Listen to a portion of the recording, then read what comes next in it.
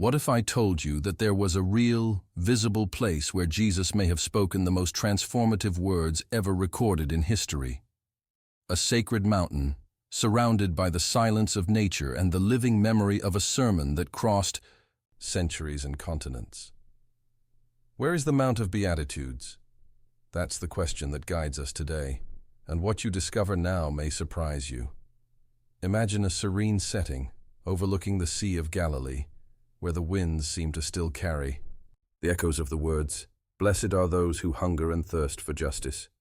It was there, according to Christian tradition, that Jesus delivered the famous Sermon on the Mount. But does this place really exist? How do we know where he is? And why does it remain a destination of pilgrimage, faith, and mystery to this day? Sabi. Mount of Beatitudes is more than a dot on the map. It is a symbol of hope, a bridge between heaven and earth, and also an enigma for scholars, archaeologists, and believers. While some believe its current location is accurate, others still question. Are we really stepping where Jesus once stood? Stay with me until the end, because in the next few scenes, we will explore not just the geography, but the secrets behind this sacred hill. Throughout the video, you will understand why this mountain has become one of the most iconic places mentioned in the Bible, and why it continues to attract people from all over the world in search of peace, answers, and faith. Let's talk about what the sacred texts say, what was discovered in archaeological excavations, and what remains hidden behind the ancient stones. Have you ever wondered what it would be like to stand in front of the exact place where Jesus taught about mercy, justice, and purity of heart? Have you ever been curious to know if there is concrete proof that this mountain really is the setting for the greatest sermon of all time? So get ready. Because what comes next could change the way you view this portion of the Bible, and maybe even your faith. As we walk through this story, almost as if we were climbing that sacred mountain together, it is impossible not to feel something different. Whether it's curiosity, faith, or simply the desire to better understand what's behind these biblical places that left such an impact on humanity. And maybe you felt it too, a shiver, a memory, a question that arose along the way. If this topic makes sense to you, leave here in the comments what has touched you most so far. What part of the story sparked something in you? Have you ever heard about the Mount of Beatitudes? I read everything carefully, and it is often in the comments that the next videos are born, the next mysteries that we will explore together. And if you are here, it is because this journey attracts you. So leave a like on this video.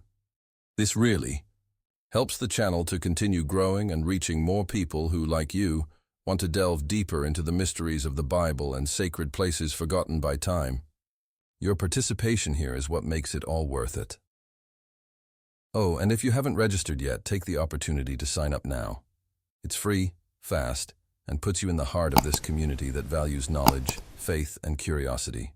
Each new registration is an additional step towards keeping this project alive, investigating these chapters of sacred history with seriousness and respect.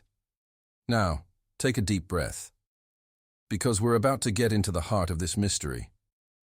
What do historical records and Christian tradition say about the exact location of the mountain?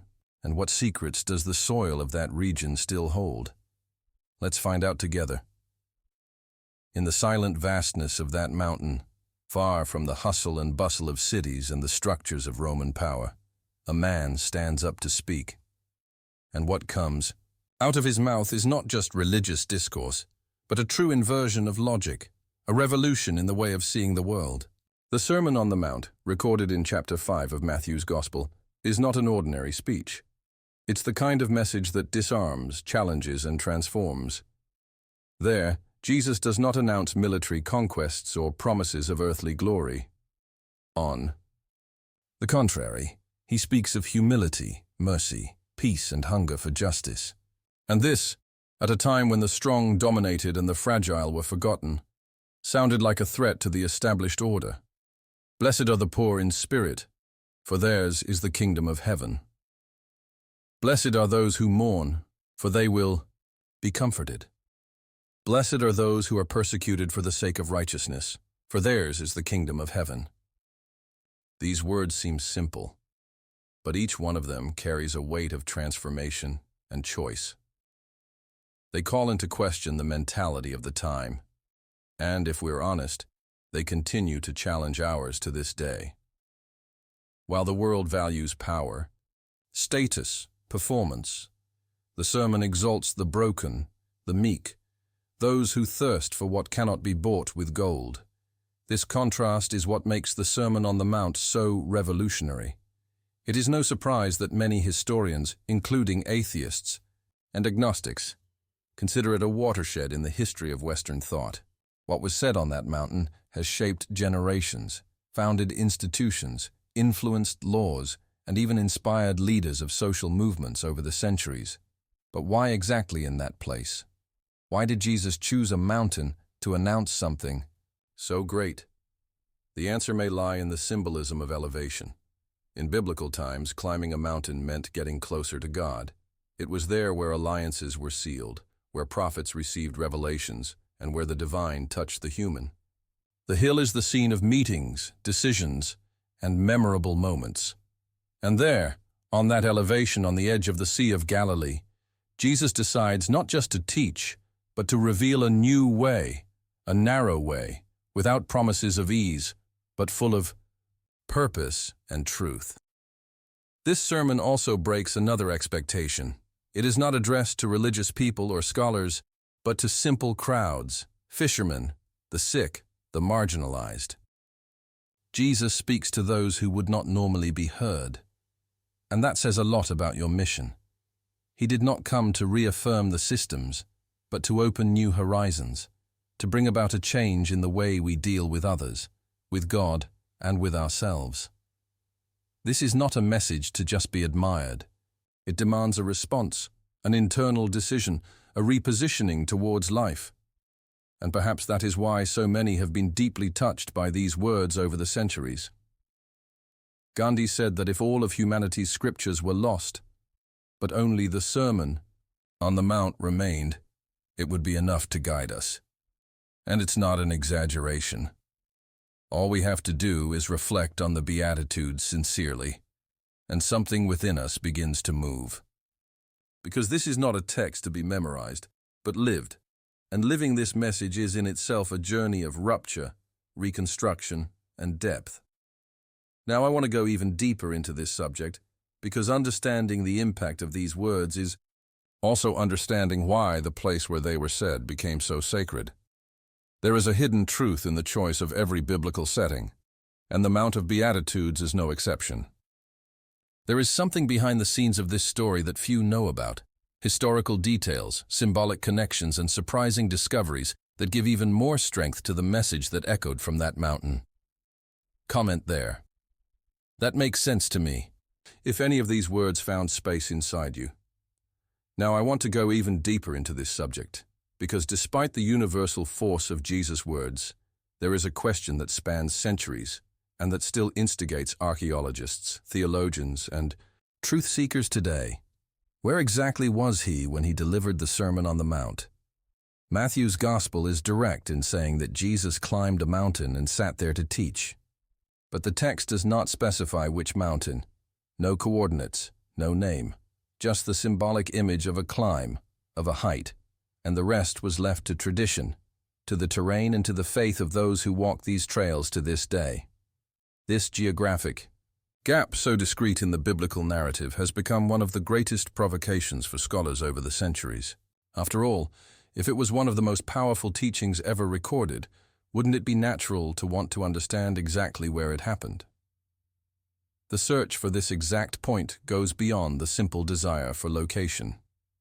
It involves reconstructing mentalities, delving behind the scenes of history, and touching in some way the scenario that witnessed words that challenged the world. During the Middle Ages, pilgrims sought any elevation near the Sea of Galilee as a possible sermon location. But it was only between the 19th and 20th centuries, with the advancement of excavations and more systematized biblical studies, that the so-called Mount of Beatitudes began to be accepted as the most likely location.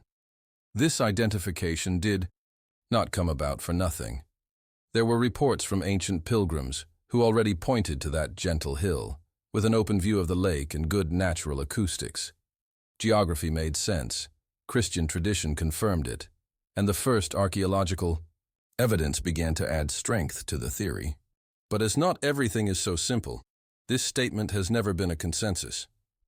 Some experts argue that the sermon may have taken place in a lower area, close to the bank, where crowds gathered more easily. Others still raise the hypothesis that Jesus repeated this teaching at different times, and that the Sermon on the Mount, as we know it, is a compilation of speeches made in different places. And this is where things gain another layer of depth. We are not just talking about a physical location, but the way in which the message was recorded, transmitted, and experienced. There is also a tension between what is archaeologically probable and what is spiritually symbolic. The mountain we visited today on pilgrimage, with its impressive view and its church at the top, is a place full of meaning. But is it the same where Jesus was physically? Or does it, like many biblical places, represent more than a geographic point? It represents an idea, a call to transformation. This is the type of question that moves anyone who studies the Bible in depth. Because in this universe, every stone can contain a story, every silence in the text can hide a hidden truth. And when we confront faith with science, tradition with excavation, a new challenge comes into play. How to decide what is most important, the exact location or the permanence of the message? This journey is not just made of certainties, but of perceptions that change over time. What seems evident today may be questioned tomorrow by a new discovery, by an ancient map that resurfaces, by fragments of forgotten accounts in desert manuscripts. It's like putting together a puzzle where some pieces are missing, and yet the overall design already moves and transforms. And it is at this point that the true impact of a place like the Mount of Beatitudes is understood. Even if we don't have all the archaeological evidence in hand, what it symbolizes continues to touch the hearts of those who visit it, or those who simply allow themselves to reflect on the words said there. Because sometimes more important than being in the exact place is allowing that place to exist within you. May the mountain form in your consciousness, in your desire for change, in your openness to a new look at the world and life itself. Right there. I'm on this journey. 2, if this mystery awakens something in you. Now I want to go even deeper into this subject.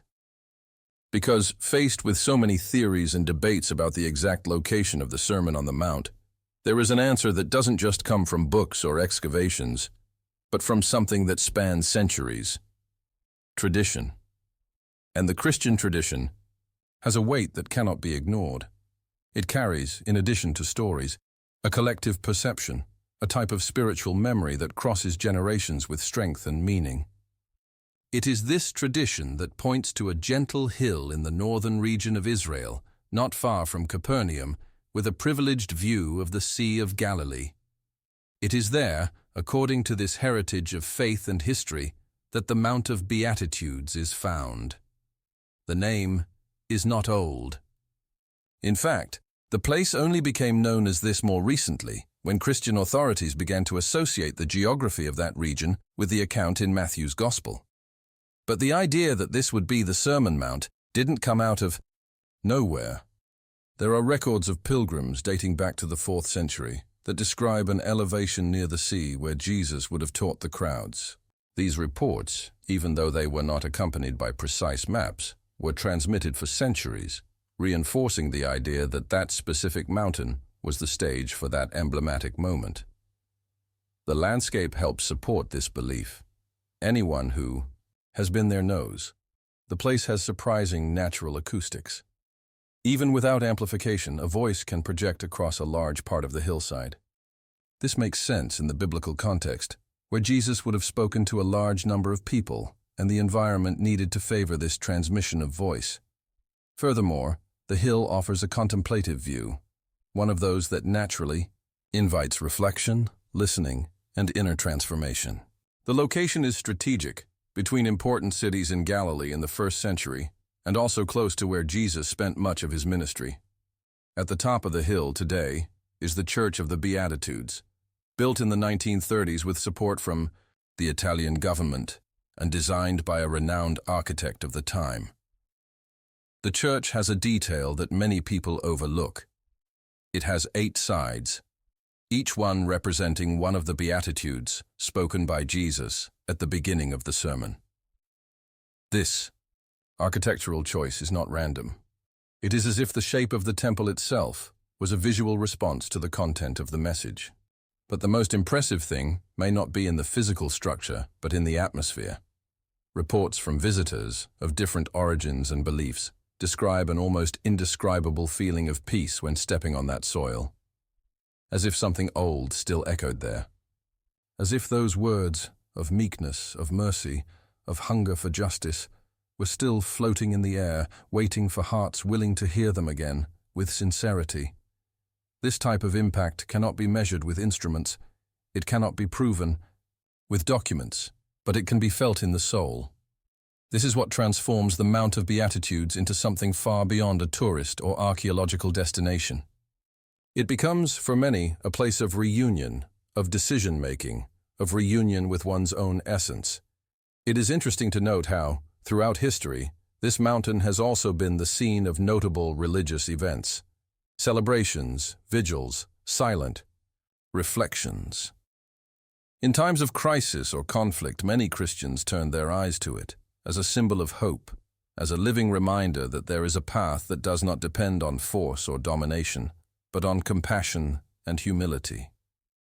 And it's curious how this vision contrasts so much with the mentality that reigns in the modern world, where winning seems more important than serving, and where the loudest voice often drowns out the wisest. Walking this mountain, even today, is almost like going back in time. It is to visualize Jesus surrounded by men, women, and children, many of them marginalized, listening to words that not only comforted them, but lifted them up. Because it wasn't a motivational or philosophical speech. It was a summons, a call, to look at life with different eyes, to live with another mentality. And this call continues to resonate, generation after generation, challenging those who have ears to hear, as Jesus himself said. Tradition, therefore, is not just an attempt to fill a geographical gap. It is a collective effort to keep alive a memory that carries a profound spiritual impact. It is the bridge between the biblical text and the ground on which you walk. And even if we never have absolute proof that this was the exact location of the sermon, there is something about that mountain that transcends doubts, something that somehow still speaks. Comment there. That makes sense to me, if this place also awakened something inside you. Now I want to go even deeper into this subject, because so far we have talked about the tradition, the faith, the spiritual memory that surrounds the Mount of Beatitudes. But what about the history? What about the material evidence that supports, or at least reinforces, the idea that that mountain, overlooking the Sea of Galilee, is really the setting for the sermon that changed humanity? It is at this point that the traces of the past come into play, not as absolute certainties, but as pieces of a puzzle that we are still trying to put together. When we talk about biblical archaeology, we are dealing with a delicate area. She walks between faith and science, between the spiritual record and the physical record. But this is exactly why its findings are so relevant. Every ruin, every fragment of stone, every ancient inscription could be the key to confirming what, until then, was only oral tradition. And in the case of the Mount of Beatitudes, some of these signs began to emerge more clearly from the 4th century onwards.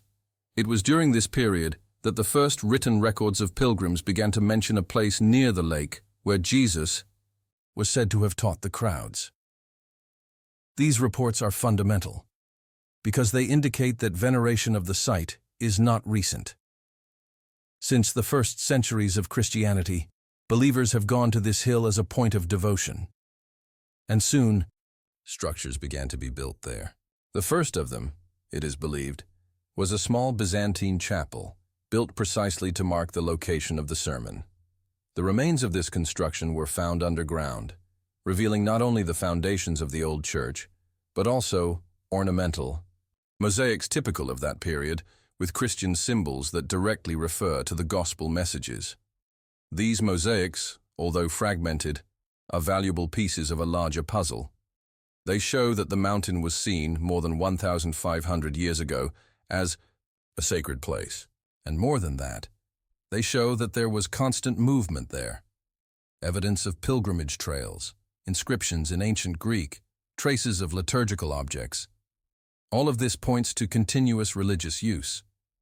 It wasn't just an old tourist spot. It was a center of spirituality, of encounter, of search. There is also another detail that archaeologists and scholars frequently highlight: the geographical and strategic position of the hill. It is located on an ancient passage route between Capernaum, Chorazin, and Tabgha, 3 points strongly linked to the life and miracles of Jesus. This connection of paths increases the probability that the location was chosen not at random, but because it was easily accessible to the crowds that followed the Master around Galilee. And this accessibility is something that the biblical accounts leave implicit. The hill was a meeting place where common people, coming from various regions, could come and listen. Furthermore, more recent historical records from the 19th century, made by European explorers, confirm that the site was already recognized as sacred long before the construction of the current modern church. One of these records mentions the existence of a small monastery nearby linked to Christian communities that orally preserved the history of that place. These communities, often persecuted or isolated, kept alive the tradition that there, on that hill, words had been spoken that changed the logic of the world. It is important to understand that archaeology does not provide absolute certainties. It offers evidence, clues, traces that need to be interpreted carefully. But when these material remains coincide with centuries of uninterrupted tradition and with geographic features that make sense within the historical context, the scenario becomes difficult to ignore. It is as if several layers, faith, history, landscape, objects, aligned to tell the same story, albeit in different ways. And there is something almost poetic about this. While many seek proof to believe, there, on that mountain, what we find are proofs that seem to arise because someone, one day, already believed. The faith of the first pilgrims, the zeal of those who guarded the place, the gaze of the archaeologists who saw beyond the stones. All of this builds a silent but profound narrative. It is as if the soil itself speaks, carrying memories that resist time. These traces remind us that great spiritual milestones also leave physical marks, and that, as much as Jesus' message is immaterial, it also had a geography, a floor, a stage. Knowing this brings you closer, connects you. It gives shape to the invisible. Touching these stones, walking along these trails, seeing the remains of the mosaics that once decorated a church built in honor of the Beatitudes. All of this brings us face to face with a hidden truth that history whispers about. There are places where heaven and earth seem to meet, and the Mount of Beatitudes may be one of them. Comment there, traces that speak, if this idea also resonated with you. Now I want to go even deeper into this subject, because as much as historical studies, ancient reports, and archaeological discoveries shed light on the location of the Mount of Beatitudes, there is something that escapes rational explanations. An invisible but intensely present element that is felt by those who approach that place with an open heart. It is not possible to measure it with instruments, nor to document it with scientific precision. But the truth is that many people, when stepping on that soil, report the same thing. A peace that seems to come from within, but is born from the surrounding environment. A feeling of welcome, as if the place itself welcomed them, invited them to silence, to listen, to transformation. It's curious how certain places carry a different energy. Not energy in the mystical sense, but as if the space had been shaped by what was experienced there. And if we think that words like, "Blessed are the meek," or "Blessed are the peacemakers," echoed on that mountain. Perhaps it is not so. Difficult to understand why the atmosphere there is described as light, almost sacred. There is no turmoil, no excesses, just the sound of the wind, the gentle glow of the lake in the distance, and nature that appears in reverent silence. For those who arrive loaded with doubts, pain, or just in search of meaning, the Mount of Beatitudes becomes an interior stopping point, a place to listen, not just to the words of Jesus, but to yourself. And the most interesting thing is that this experience does not depend on a specific religion. People of different beliefs, or even without declared faith, say they feel something different there. It's as if the message left in that space was still alive, reverberating. And maybe it is, because the impact of the sermon was not just theological or moral. It was an invitation to change mentality, to invert values, to discover that true power lies in serving, in forgiving, in loving. When someone allows themselves to enter this space with attention and respect, something inevitably moves inside. It's a reconnection with the sacred, with the essence of life, with the journey itself. There, many people report making important decisions, not because they heard a voice from the sky, but because, in the silence of that landscape, the voices within could finally be heard. It's as if the mountain was made not just of stone, but of pause. A space where time slows down, and the rush of the world gives way to depth. Some people say they cried without knowing exactly why. Others claim to have left with a clarity they had been seeking for years. And there are those who return whenever they can, as if to recharge their soul. This spiritual dimension of the Mount of Beatitudes is, perhaps, its strongest proof. Because while ruins can be dated and mosaics analyzed, what happens inside the human being there continues to escape any attempt at logical explanation. But it's real, deeply real. And this type of experience shows us something essential. More than knowing where Jesus was physically, it is allowing his message to find a place within us. The space, then, stops being just a setting and becomes a mirror. Mirror of who we were, who we are being, and who we can still become. And this mirror, when reflecting the Beatitudes, confronts us. It calls us to the responsibility of living with compassion in a world that encourages competition. To seek peace in a time that applauds conflict. To be fair, even when injustice seems more advantageous. It is not a light calling, but it is a true calling. And perhaps that's why at the top of that mountain, so many feel the weight of choice, and, at the same time, the lightness of being on the right path. The place welcomes us not with ready answers, but with accurate questions. And that's enough. Because often, all we need is a place where the right questions can finally be asked. A space where the noise from outside quietens down enough for us to hear our own soul, and who knows, the voice of God inside her. Right there. I feel this peace. If you also believe that there are places where the soul finds rest. Now I want to go even deeper into this subject, because as much as the Mount of Beatitudes is known for its peaceful landscape and the spiritual strength it carries, there are curious and almost secret details about it that most people simply don't know.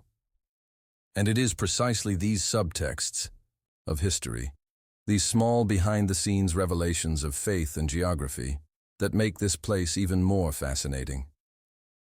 We tend to imagine mountains as tall, imposing places, dominating the surrounding landscape. But what few know is that the Mount of Beatitudes is actually below sea level. Yes, that's right. It is located in one of the lowest regions on the planet, as the Sea of Galilee, also called Lake Gennesaret, is about 200 meters below sea level. And this completely changes our perception. Because the mountain, although it has an elevation, in relation to the lakeshore, is not a grand peak like the mountains we see in epic films. He is discreet, serene, almost modest. And perhaps this geography says a lot about the message of the sermon itself. A greatness that does not shout, an authority that is not imposed by height, but by content. Another curious point is that this place, over the centuries, has become the scene of events that defy even conventional religious logic.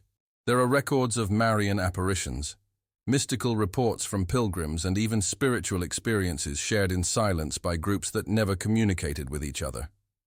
Some say they felt presences there. Others, who heard words in their minds, as if they were whispered by the wind. All of this is documented discreetly in pilgrims' diaries, in reports preserved by religious orders, and more recently, even in home videos of those who visit the mountain with an open heart. These manifestations are not treated as a rule or as a spectacle. On the contrary, they are almost secrets between heaven and those who allow themselves to be present with body and soul. There is also an architectural curiosity that few people notice when they visit the place. The current Church of the Beatitudes, built in 1938, was not designed as just another church.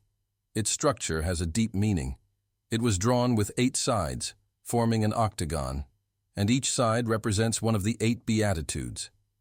This choice is not just aesthetic, it's symbolic. It represents balance, fullness, renewal. The number 8, in many traditions, carries this sense of beginning again, of a new cycle. And placing this on the plan of a Christian temple, right? On that mountain, is a silent way of affirming that living the Beatitudes is a journey that begins and begins again every day. The interior of the church also holds surprises. Simple, but profound. Around the central altar, there are Latin inscriptions of each of the Beatitudes. And as you walk there, it is as if each of these phrases becomes a personal reminder, a question that echoes within whoever reads it. Are you hungry for justice? Are you merciful? Do you seek peace? It's not just a tourist tour, it's a mirror of the soul. Architecture becomes experience, and space becomes an invitation to inner transformation. And perhaps the most curious thing of all is realizing that even with so much history, with so many layers of faith, tradition, and archaeology, the mountain remains open. Not just in the physical sense, but in the symbolic. It is not owned by a single denomination. It is visited by Catholics, Orthodox, Evangelicals, Jews, Muslims, and agnostics. And what each person takes from there is not uniform. It's personal, intimate, but almost always loaded with meaning. This shows that the impact of that place transcends labels and religious boundaries. There is something there that speaks directly to the human heart, regardless of belief. This kind of discovery, of what is hidden behind the simple appearance of a mountain, teaches us to look beyond the obvious. Distrusting first impressions. Realizing that seemingly ordinary places can hold powerful secrets, both in history and spirituality. And sometimes all we need is to slow down, open our eyes, and let these places reveal to us what they've been trying to tell us for centuries. Comment there. Discoveries that change our perspective. If any of these curiosities also made you see this mountain in a new way. Now I want to go even deeper into this subject. Because after everything we've seen about the Mount of Beatitudes, its unexpected geography, the signs hidden beneath the ground, the symbolic architecture of the church, and the moving accounts from those who have been there remains a silent but powerful question. One of those that does not require an immediate response, but that insists on echoing within us. What if it was you there?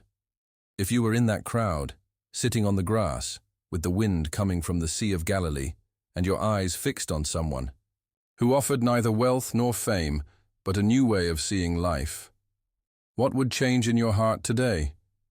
It's easy to look at old records as if they were distant, untouchable. But the truth is, although time has passed, the essence of that moment is still available.